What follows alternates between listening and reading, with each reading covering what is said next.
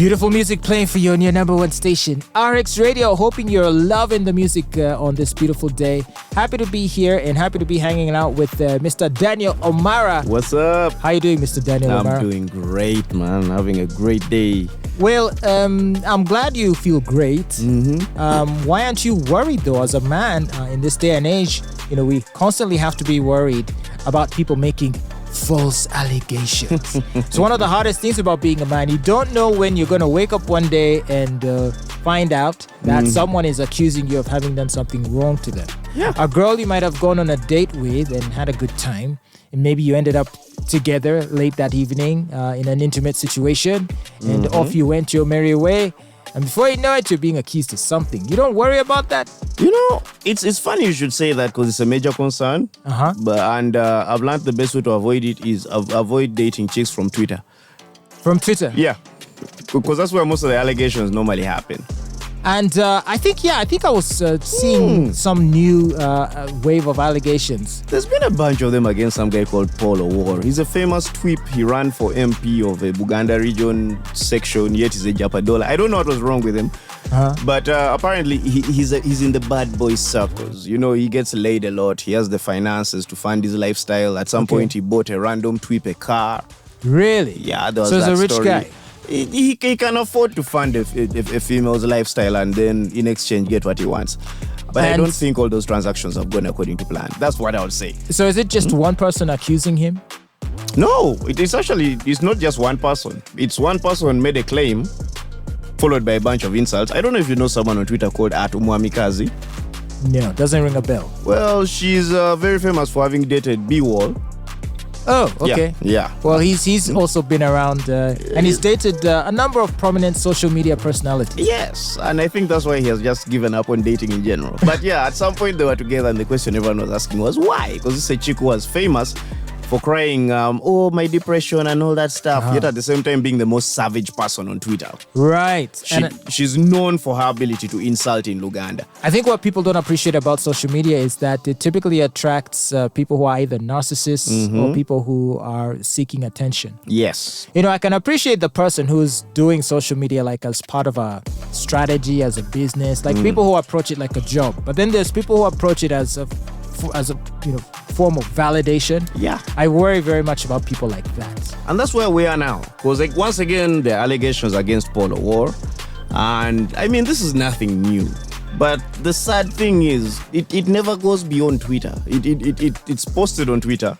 It doesn't even reach the police. They don't even tag the AIGP of police who's on Twitter, who has actively said that, oh, I am more than willing to help you guys resolve cases like this. Okay. They don't. So it has become a joke. That's why I say it's an annual event. I call it rape season, where they come up with allegations on social media. So why do they tend to come in waves, if I may ask? Why, like, one person speaks out and then a whole bunch of others?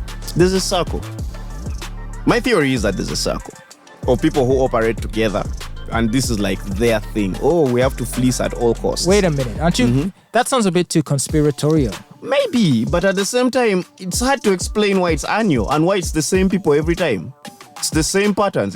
So it's the same group of girls coming out and saying they were assaulted by one person. And annually, it's like, oh, one person goes and blames this person. Wait, but and this the is same crazy. Group. So this is crazy. So if you're saying, and I don't know how many there are they 3, 4, or 5 of them? You're saying that with each wave of accusations, it's going to be the same 4 or 5 people coming out and saying there is this guy. What does it say about these individuals? So I keep seeing, oh, even me, I survived. Oh, he called me. He said he had a deal for me that I should come to his home with a change of clothes and some extra underwear and meet him at 11 p.m. And I'm like, guys, this is okay. First of all, on the guy's part, that's bad game. Let's be honest. I can accuse him of bad game. Well, I mean, he's direct. He's direct, yeah. But he thinks he's being indirect, but his intentions are very clear. True. Yeah, so you invite someone over, they say no, they don't show up. Fine. How is that? It's not. It's not. It's not. Or you have a deal with someone and after getting the chow, you don't honor the deal. Okay, so now, that is at best dishonorable. That's true. But it's not. All right, so it's not so much that they're accusing him of having actually raped, but rather They're accusing him of having solicited them for some sort of sexual encounter. They're finding every scenario, including chats whereby someone made a move and got rejected, or sex that they didn't enjoy. They're going after everything. There's Aziz Ansari scenario all over again. Right. Yeah. So and it's unfortunate because I would like to care. I would like to care if someone's body was violated, if they were taken against their will, if they were sexually assaulted.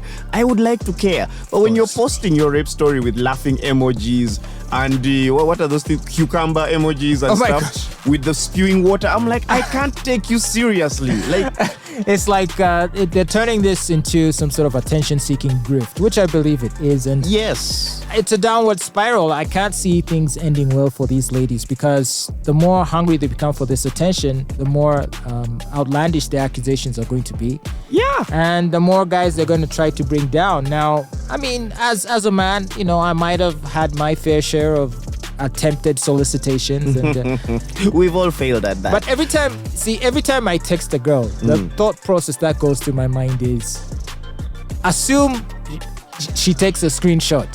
Assume the screenshot of this exchange has leaks. been taken. Yeah. How does it make you look?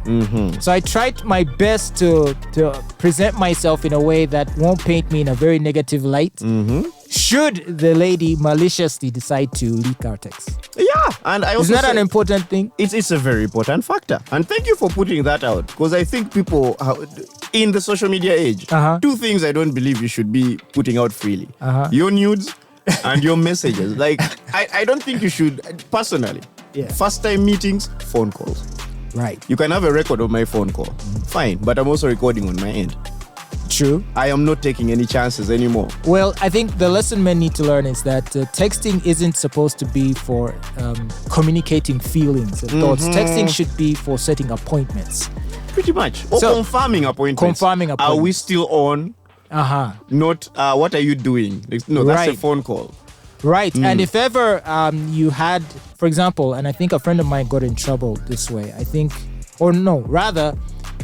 friend of mine escaped trouble where someone did try to accuse him of sexual assault and then actually was arrested.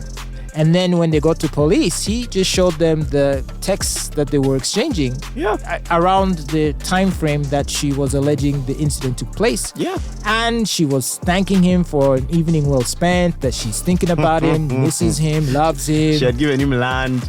So the police just looked at the text and said, wow. They just shook their heads and started laughing and they released him.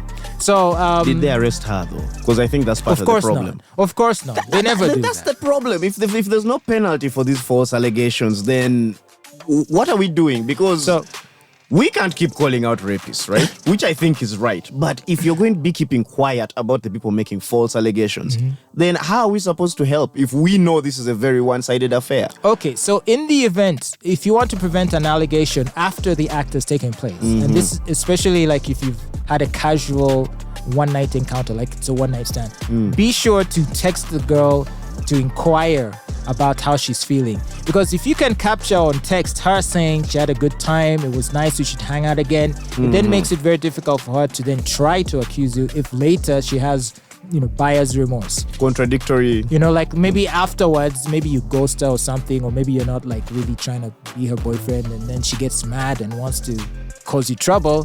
She can't now accuse you because now you have the message of her acknowledging the fantastic time she had on the night she may want to allege that she was assaulted. You know what's weird? In a generation where women are becoming more, where women are hypersexual as men and less conservative about their values, how do they expect guys to hit on them when you have to go through so many hoops just to get out alive? Not right. Even you get. I mean, it's a gamble at this point, and most of us are just rolling the dice and so far have been lucky, but you just never know. It's like, having live sex. I mean, you can get away with it for so long, but you might just be unlucky one day and you land on a landmine. You get a flat screen TV with an explosive in it. My worry is for the future, though. Right now, men are just walking away. Right. The day men start fighting back, I think that's when we're going to see real problems. But that's a long way off. Fighting back how? Like us also leaking texts? Not even leaking text, just pursuing the legal end of things and saying, suing. oh yes, because I know so many women on Twitter who have receipts for days from guys who are like, she accused me, she accused him. They've made like 10 false allegations and they're on Twitter living their best life. The day they come back for them, I don't know how they're going to cope. And I can guarantee you these dudes are just waiting for them to get one successful opportunity where their life has been made. And then they say, oh, by the way, here's your past. Wow. Yeah. Interesting. So you got to be careful, man. These waters are very murky and they're very rough.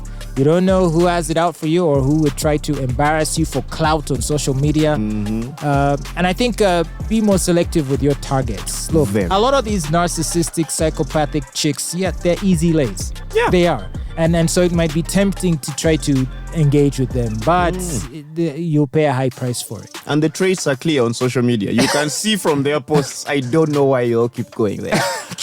At this point, just avoid them. Just read it for what it is. This business of, no, it's just social media. No, it's not.